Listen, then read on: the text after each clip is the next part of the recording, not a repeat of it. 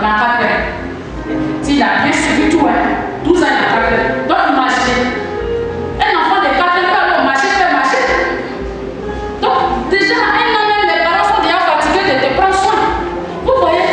Mais elle se dit quoi? 12 ans en train de perdre son sang. Elle se dit quoi? Elle dit si je puis seulement toucher son vêtement. Vous voyez un peu la motivation et la détermination de cette femme. Le changement vient quand on est déterminé. Ceux qui sont déterminés ne regardent pas à droite à gauche. Ne cherchent pas de supporteurs. Ne cherchent pas des gens pour leur frayer le chemin. Ne cherchent pas de soutien. Ne cherchent pas des gens pour être. Je ne sais pas ce que je peux dire. C'est toi ceux qui sais ce que tu vis. Et c'est toi ceux qui doivent te lever pour dire il faut que la situation change à mon niveau. Elle dit aujourd'hui là, j'ai touché Jésus. Elle dit aujourd'hui là, c'est aujourd'hui. Vous voyez, quand j'ai lu l'histoire de cette femme, je suis toujours encouragée. Je suis sûre que pendant qu'elle était en train de partir, des femmes sont bien en train de dire il ne faut pas aller nous toucher elle là. Il ne faut pas aller nous contaminer. Nous les femmes, on aime ça, nous tous on connaît. Maintenant, après les femmes, maintenant les hommes sont aussi déjà. Ça c'est pas une malédiction ça. Femme qui est comme ça. Mais la Bible dit quoi? Elle a tout fait parmi toute cette grande foule qui suivait Jésus. Elle a touché Jésus. Mes amis, quand tu viens dans la présence de Dieu, le problème n'est pas la foule qui t'accompagne. Le problème, c'est le changement que la foule va constater de ta vie. Amen. Tu réponds. Quand tu viens dimanche à l'église, au sortir des dimanches, il faut qu'on sente un changement en toi. Quand elle a touché, c'est Jésus même qui s'est arrêté. Personne ne l'a arrêté, c'est lui-même qui s'est arrêté. Les disciples ont dit, mais allons. Il dit, quelqu'un m'a touché. Je suis sûr que Judas, comme lui, il a son argent, c'est quelqu'un qui a l'argent, il sort toujours. Quelqu'un qui attrape l'argent du pasteur. À n'importe quelle heure, le pasteur est son argent. Bien. Alors, comment tu vas? Ah non, parce que le pasteur a fait que le gars dit non, il est sorti de la voyage, il n'a pas encore son argent parti. Mon ami, ça va? On dit quoi? Et la famille, toujours on appelle. Il est au quotidien du pasteur.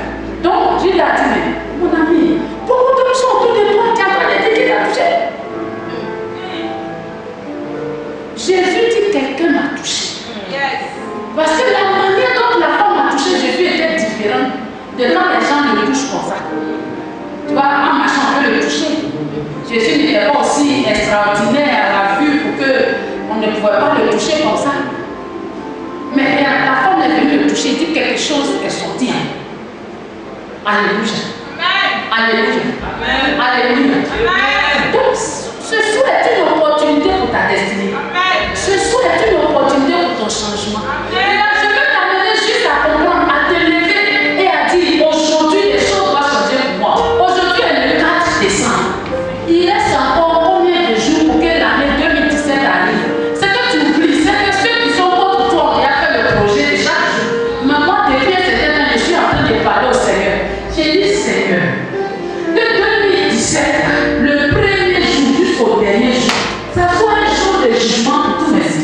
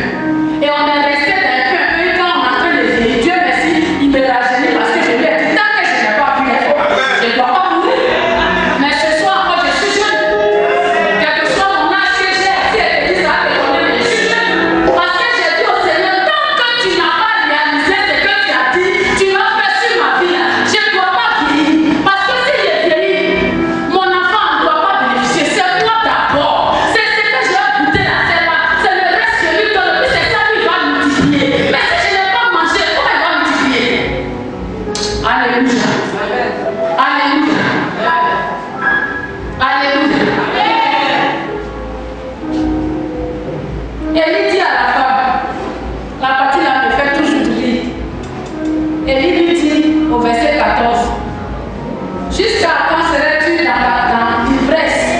Fais passer ton vin. Il y a des lits dans les églises, ou bien, quand ils te voient et tu es bizarre, la chanteuse là, tu es bizarre, il y a quoi?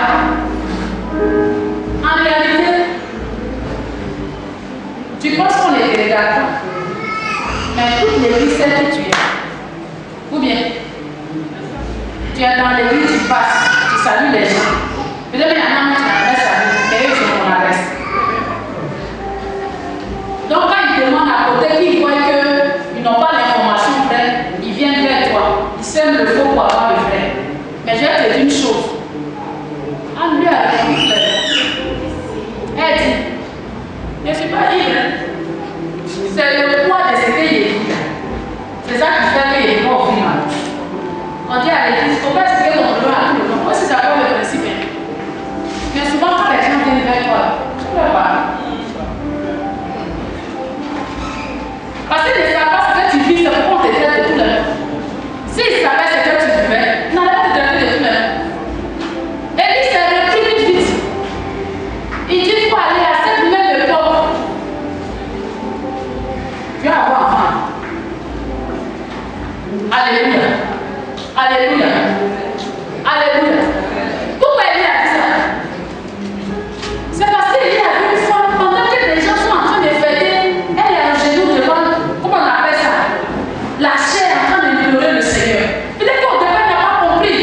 Parce qu'en réalité, quand les gens boivent, là, il y a un autre fois, quelqu'un qui est sourd. Et Dieu merci, les gens sont sourds dans la présence du Seigneur. Bon, je me suis posé la question aussi, est-ce qu'on boit à l'église? Question que je me suis posée, peut-être qu'après on va trouver la réponse. Maintenant, Achilleuse était chou. Il n'avait pas de ça, il n'y avait pas de gens de faire. Ou bien, bon, je laisse le chapitre, excusez-moi. Je n'ai pas dit qu'il faut aller voir. On a la veille des fêtes, moi j'ai dit, on va aller voir, pardonner. On sort du chapitre, sortez, on est sorti. Alléluia. Alléluia. Il y a une autre femme dans la Bible. Je veux qu'on parle d'elle et Dieu. Elle s'appelle Tabitha. Vous voyez cette femme? Elle savait qu'elle aimait la vie. Mais comme elle aimait la vie,